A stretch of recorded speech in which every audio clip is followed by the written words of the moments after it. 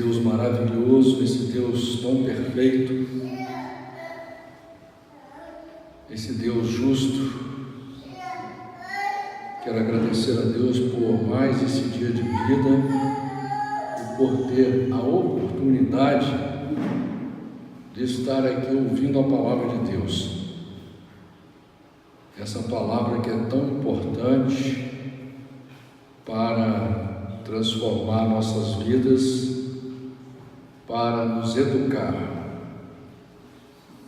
E quanto mais eu ouço, principalmente os evangelhos, eu fico impressionado como que palavras tão simples, palavras tão claras, tão verdadeiras, até hoje são tão importantes para o ser humano no mundo. O ser humano hoje, ele acha que ele é moderno. O ser humano acha que é moderno porque tem luz elétrica, ele acha que é moderno porque tem carro, porque ele tem celular, porque tem internet. Mas, se você for ver na realidade mesmo e fazer um apanhado histórico da sociedade humana, você vai ver com muita tristeza que o ser humano como espécie, como raça, ele evoluiu muito pouco. Muito pouco. Por isso que é tão importante a gente vir à igreja, é tão importante ler a Bíblia, porque nós estamos na era do achismo. As pessoas acham que são sabidas, e esse é um grande problema, porque estamos lidando com uma realidade que ela é matematicamente cruel. Nós vamos morrer, todos nós,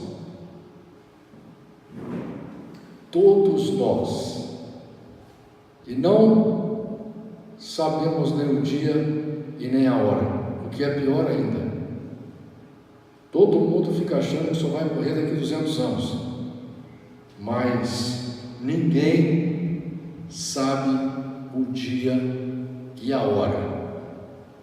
E ainda, com toda essa realidade matemática, mostrando para nós que os projetos nossos na Terra são falidos, não nos levarão a lugar nenhum, muitos iludidos, hipócritas, fingidos, enganadores de si mesmos, ficam, para justificar sua própria ignorância, acreditando que quando ele morrer, o nome dele vai ficar na história. Pode até ficar um nome por um tempo na história, mas é só um nome. Ninguém vai saber quem é aquela pessoa. E se você buscar mesmo na realidade do seu mundo, do seu mundinho, se tiver 2 ou 3 pessoas aqui na Terra que realmente você tem um relacionamento verdadeiro de intimidade com elas, é muito. Para a maioria das pessoas aqui da Terra, não vai fazer diferença nenhuma você morrer, nem se você for famoso, se não for, não vai fazer diferença nenhuma. Aliás, a maioria nem sabe que você existe. E para os que sabem que você existe, se tiver 2 ou 3 pessoas que realmente você é importante para elas, será muito. E ainda assim, eles vão morrer junto com você.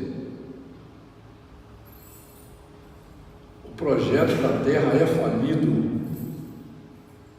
O projeto que a Bíblia descreve para o ser humano é um projeto de fé, é um projeto de fé, Mas eu vou acreditar em quê? Em que você está querendo acreditar? Que pela sua força, pela sua capacidade, pela sua sabedoria, você vai se dar bem. Você vai ser o único na terra que vai ser a pessoa mais feliz. Você vai ser o único.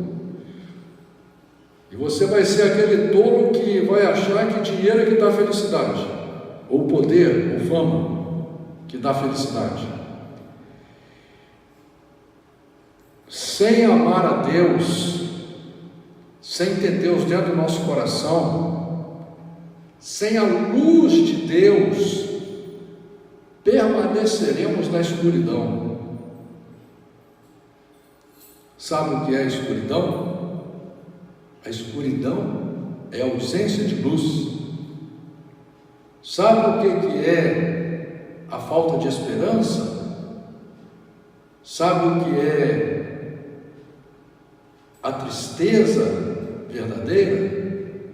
É a falta de Deus. Quando você tem a presença de Deus na sua vida, quando a luz de Deus entra na sua vida, no seu coração, não é porque te curou, não é porque você sentiu isso ou você sentiu aquilo, é porque verdadeiramente você tomou a decisão de lutar todos os dias para amar a Deus. Você pediu todos os dias para que Deus fizesse parte da sua vida, porque só haverá luz na sua vida quando Deus estiver fazendo parte da sua vida. Por isso que Jesus fala: eu sou a luz do mundo.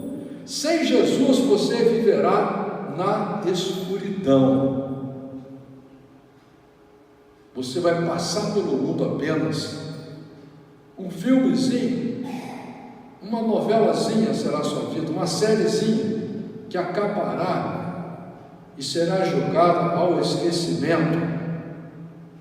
Portanto, a única saída que nós temos, real, é acreditar no projeto de Deus, esse projeto maravilhoso, perfeito, de ressurreição e vida eterna, em um mundo maravilhoso. Estava pensando, a gente vai aproximando da velhice, ou seja, a velhice nos apanha, né? Normalmente nos pega distraído, porque você, enquanto tem força, acredita que a idade não importa, mas quando você vê, a idade vem com peso sobre você, o teu corpo começa a enfraquecer, e quando você é apanhado pela fraqueza do corpo, você só tem duas saídas: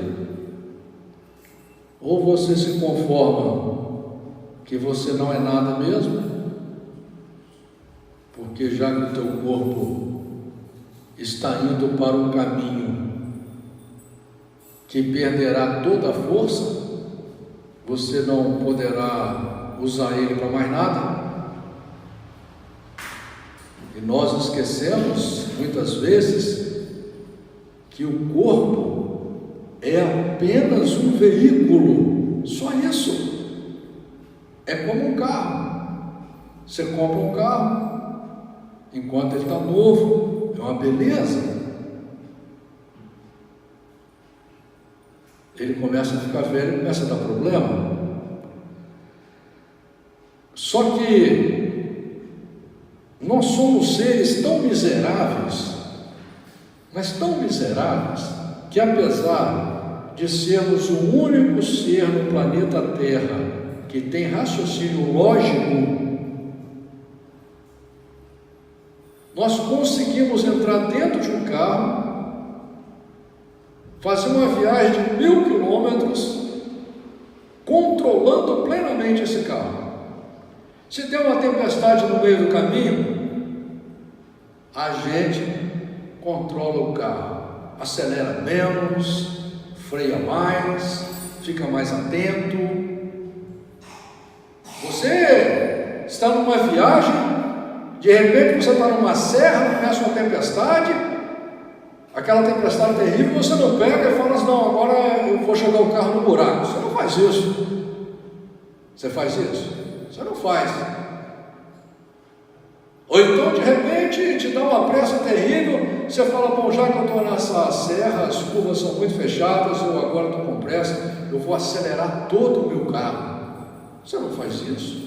Você vai agindo com a razão lógica, com a consciência real. Mas quando você está dirigindo o seu próprio corpo, que nada mais é do que um veículo como um carro, esse corpo que não é você, você é a pessoa que está aí dentro. Quando você está dirigindo esse carro, esse corpo,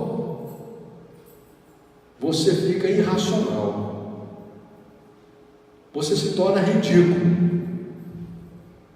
Primeiro que você tem coragem de, às vezes, mesmo sendo perfeito, chegar na frente do espelho e achar que o seu corpo está feio, não gostar do modelo, que é um absurdo. Carro você compra quando você quiser, corpo é o que você nasce com ele, é o que você morre com ele. Aliás, você morre com ele deteriorado.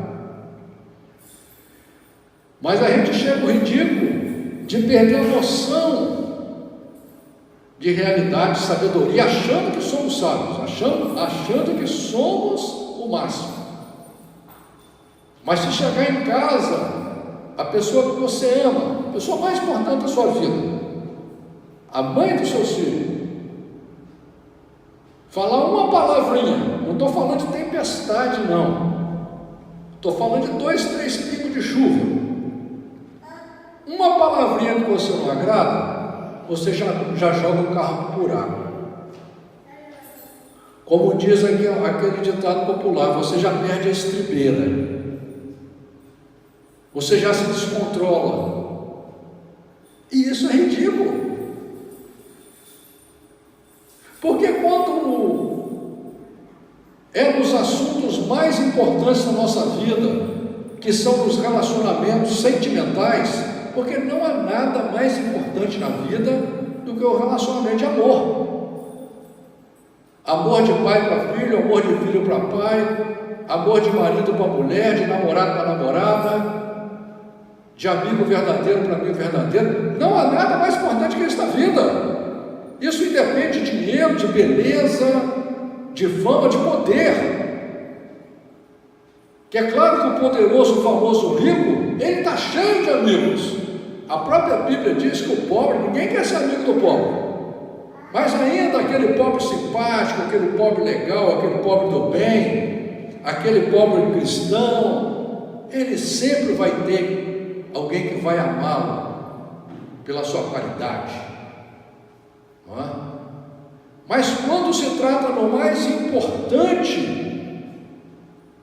que são os relacionamentos que fazem parte da estrutura da sua vida, você age como um inconsequente, você perde a noção de direção. É isso que a Bíblia vem fazer na nossa vida, organizar os nossos pensamentos, organizar os nossos sentimentos. É por isso que você tem que pedir lá na sua casa, para que o Espírito de Deus habite em você, para que você possa ser tocado pelo bem, para que você possa ser iluminado pela luz de Deus, para que você tenha a alegria do Senhor, a paz do Senhor, a esperança da salvação. E o mandamento é: o justo viverá pela fé. Mas fé em quê? Fé no homem? Fé em você mesmo? É fé na Bíblia, é fé no projeto de Deus, é fé naquilo que Deus preparou para nós, que Deus escreveu para nós, naquilo que Deus tem para nos dar. E quando você vai enfrentar a morte, é claro que ninguém quer morrer, todos nós evitamos todos os dias a morte, fazemos de tudo para não morrer, mas na Bíblia há uma grande esperança. A Bíblia diz que é melhor o dia da morte que o dia do nascimento. Por quê? Porque quando você morre, se você for uma pessoa que aceita o projeto de Deus, uma pessoa que ama Deus, como diz a palavra, que busca guardar os mandamentos de Deus, você estará com Deus.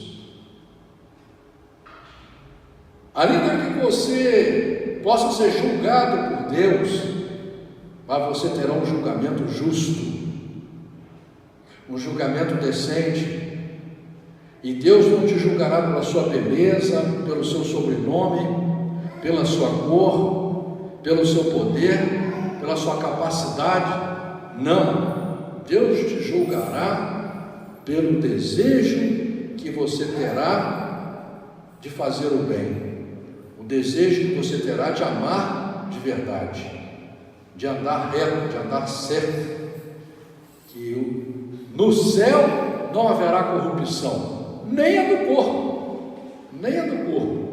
E olha que uma promessa maravilhosa, nós não temos aonde nos agarrar. Toda e qualquer outra promessa que possa existir, ela não serve para o projeto do ser humano. O projeto que Deus tem para nós, que é de ressurreição e vida eterna, ele nos serve, é próprio para o ser humano. Por quê? Porque quando você for ressuscitado, você receberá um corpo incorruptível, que não sentirá dor, que não sofrerá dano. Você viverá com pessoas que são os milhares e milhões de anjos de Deus, que não têm corrupção, não tem maldade, não tem ira, não tem egoísmo. Então você terá milhões e milhões de amigos, você conviverá coletivamente, que faz parte do projeto do ser humano, com pessoas realmente decentes, realmente dignas, em um mundo perfeito, sem medo da morte. Aí sim, sem medo da morte. Por isso que vale a pena lutar por esse projeto de Deus. Eu quero ler com os irmãos o livro de João, capítulo 9.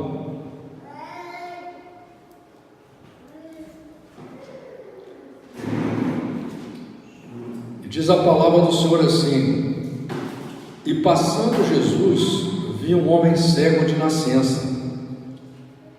E os seus discípulos lhe perguntaram, dizendo: Rabi, quem pecou, este ou seus pais, para que nascesse cego?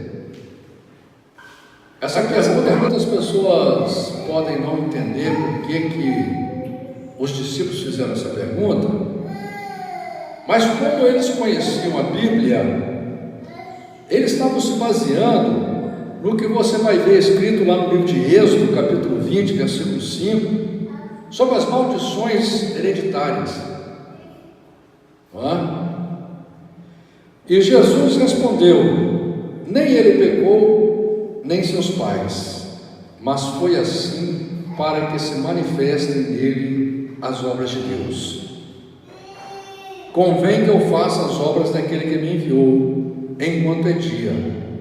A noite vem, quando ninguém pode trabalhar. O que Jesus está falando sobre dia e noite aqui, ele está falando no mundo espiritual. Dia representa você estar acordado, você estar ativo, para você fazer o que tem que fazer, não é para você que vai precisar de comer, por exemplo, amanhã. Então de dia você vai plantar, você vai trabalhar, você vai construir o fruto que vai matar a sua necessidade. E à noite, o que você faz? Dorme. À noite você não faz nada.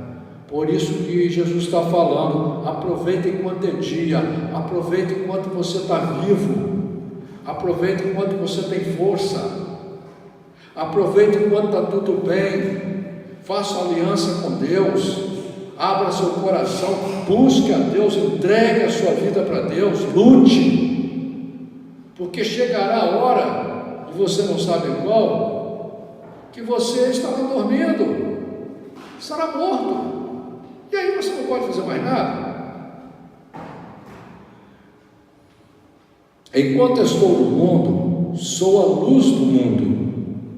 Tendo dito isto, cuspiu na terra e com a saliva fez lodo e untou com lodo os olhos do cego. E disse-lhe: vai, lava-te no tanque de Siloé, que significa o enviado. Foi, pois, e lavou-se e voltou vendo. Então os vizinhos e aqueles que dantes tinham visto que era cego diziam: não é este aquele que estava sentado e mendigava? Uns diziam: é este, e outros: parece-se com ele. Ele dizia: sou eu. Diziam-lhe, pois: como se te abriram os olhos? Ele respondeu e disse: o homem chamado Jesus fez lodo e untou-me os olhos e disse-me: vai ao tanque de Siloé, lava-te. Então fui e lavei-me e vi. Disseram-lhe, pois: onde está ele? Respondeu: não sei. Levaram, pois, aos fariseus o que dantes era cego, e era sábado quando Jesus fez o lodo e abriu os olhos. Tornaram, pois, também os fariseus a perguntar-lhe como vira, e ele lhes disse: pôs-me lodo sobre os olhos, lavei-me e vejo. Então alguns dos fariseus diziam: este homem não é de Deus, pois não guarda o sábado. Diziam outros: como pode um homem pecador fazer tais sinais? E havia dissensão entre eles. Tornaram, pois, a dizer ao cego: tu que dizes daquele que te abriu os olhos? E ele respondeu: que é profeta. Os judeus, porém, não creram que ele tivesse sido cego e que agora visse, enquanto não chamaram os pais do que agora via. E perguntaram-lhe, dizendo: é este o vosso filho, que vós dizeis ter nascido cego? Como, pois, vê agora? Seus pais lhes responderam e disseram: sabemos que este é o nosso filho e que nasceu cego, mas como agora vê, não sabemos, ou quem lhes tenha aberto os olhos, não sabemos. Tem idade, perguntai-lhe a ele mesmo, e ele falará por si mesmo. Seus pais disseram isto porque temiam os judeus, porquanto já os judeus tinham resolvido que se alguém confessasse ser ele o Cristo, fosse expulso da sinagoga. Por isso é que seus pais disseram: tem idade, perguntai-lhe a ele mesmo. Chamaram, pois, pela segunda vez o homem que tinha sido cego e disseram: dá glória a Deus, nós sabemos que este homem é pecador. Respondeu ele, pois, e disse: se é pecador, não sei. Uma coisa sei, é que havendo eu sido cego, agora vejo. E tornaram a dizer-lhe: que te fez ele? Como te abriu os olhos? Respondeu-lhes: já vos disse, e não ouvistes. Para que o quereis tornar a ouvir? Quereis vós, porventura, fazer-vos também seus discípulos? Então o injuriaram e disseram: discípulo dele sejas tu, nós, porém, somos discípulos de Moisés. Nós bem sabemos que Deus falou a Moisés, mas este não sabemos de onde é.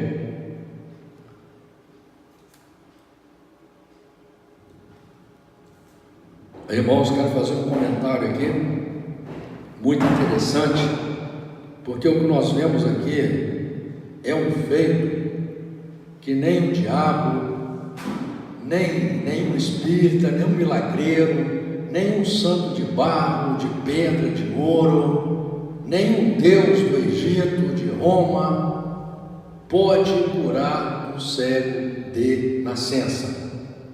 Por isso que a igreja e os fariseus estavam tão impressionados, porque o milagre realmente foi impossível. Nem a medicina atual pode curar um cego de nascença. E ali, quando Jesus mostra esse poder, eles ficam inconformados. E agora eles começam a querer dizer que Jesus era um pecador, e tratando aquele mendigo como um ignorante, como um miserável. Mas o mendigo também conhecia as Escrituras, porque o mendigo diz, quando eles falam no versículo 29, nós bem sabemos que Deus falou a Moisés, mas este não sabemos de onde é. O homem respondeu e disse-lhes, nisto, pois, está a maravilha, que vós não saibais de onde ele é, e contudo me abriste os olhos.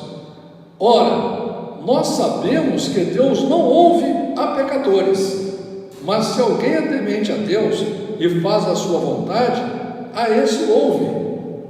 Então você vê que ele conhecia as Escrituras, tanto é que se você ler lá em Isaías capítulo 1, versículo 15, você vai ver claramente que Deus não ouve a pecadores. Se você ler lá no livro de Provérbios capítulo 1, versículo 28, você vai ver a mesma coisa. Lá no livro de Provérbios capítulo 15, versículo 29, lá no livro de Salmos capítulo 34, versículo 15, 16, 17, lá no livro de Salmos capítulo 145, versículo 19, e assim, mais de 100 versículos que vão confirmar o que a Bíblia está dizendo claramente aqui, que ora, nós sabemos que Deus não ouve pecadores, mas se alguém é temente a Deus e faz a sua vontade, tem que temer a Deus e fazer a sua vontade.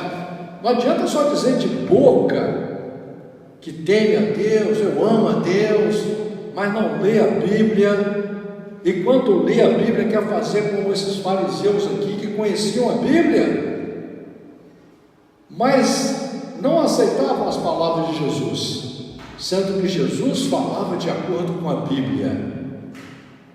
Os milagres que Jesus fez já estavam profetizados na Bíblia. E a própria atitude que Jesus toma de curar esse cego de nascença, como de ressuscitar pessoas, isso já estava profetizado na Bíblia, e nenhum daqueles religiosos, profetas e sumos sacerdotes conseguiam fazer esse tipo de milagre. Desde o princípio do mundo, nunca se ouviu que alguém abrisse os olhos a um cego de nascença. Se este não fosse de Deus, nada poderia fazer. Responderam-lhe eles e disseram-lhe, tu és nascido todo em pecados e nos ensina a nós? E expulsaram. Vocês viram, irmãos, como é que a igreja é? A igreja não aceita que o simples, que o comum, o pequenininho, o pobre, o sem conhecimento, ele possa saber as Escrituras. Por isso que as igrejas não incentivam a pessoa a ler a Bíblia da primeira página até a última. Ficam inventando, acrescentando na palavra, botando tudo quanto é tipo de dificuldade para que o coitadinho do semi-analfabeto, do analfabeto, do pobre, do simples, possa alcançar a palavra de Deus. E aqui, como eles sempre fazem, entra numa igreja dessa daí, uma igreja adventista, por exemplo, e vai lá pregar o que está escrito na Bíblia, você vai ser expulso de lá.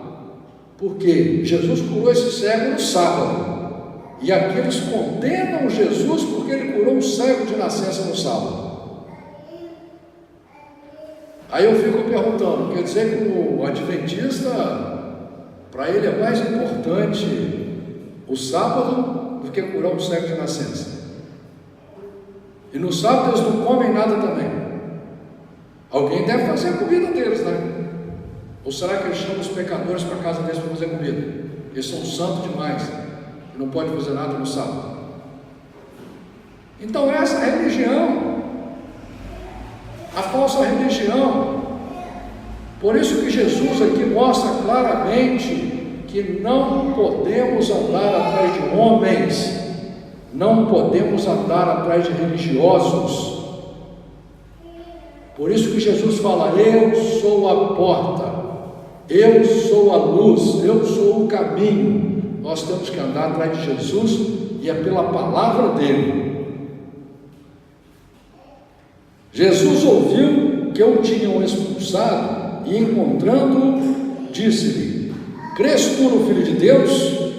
Ele respondeu e disse: quem é ele, Senhor, para que nele creia? E Jesus lhe disse: tu já o tens visto, e é aquele que fala contigo.